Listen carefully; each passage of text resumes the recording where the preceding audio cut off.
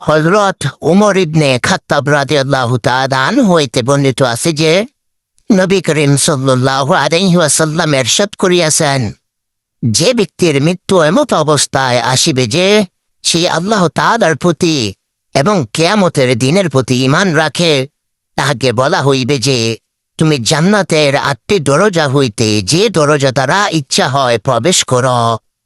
হযরত উমর ইবনে খাত্তাব রাদিয়াল্লাহু তাআলা আনহু হইতে বর্ণিত আছে যে নবী করিম সাল্লাল্লাহু আলাইহি ওয়াসাল্লাম ইরশাদ করিয়াছেন, যে ব্যক্তির মৃত্যু এমত অবস্থায় আসিবে যে সে আল্লাহ তাআলার প্রতি এবং কিয়ামতের দিনের প্রতি ঈমান রাখে, তাহাকে বলা হইবে যে তুমি জান্নাতের ৮টি দরজা হইতে যে দরজা দ্বারা ইচ্ছা হয় প্রবেশ কর।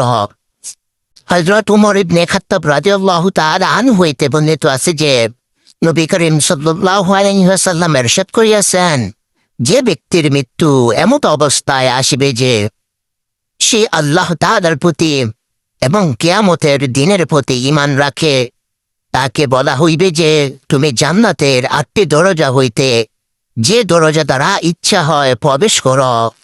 বন্ধুরা, দ্বীনের প্রচারের উদ্দেশ্যে ভিডিওটি শেয়ার করে অন্যদের কাছে পৌঁছে দেন, এতে করে আপনি নিজে সওয়াবের অংশীদার হবেন ইনশাআল্লাহ। আল্লাহ হাফেজ। আসসালামু আলাইকুম ওয়া রাহমাতুল্লাহ।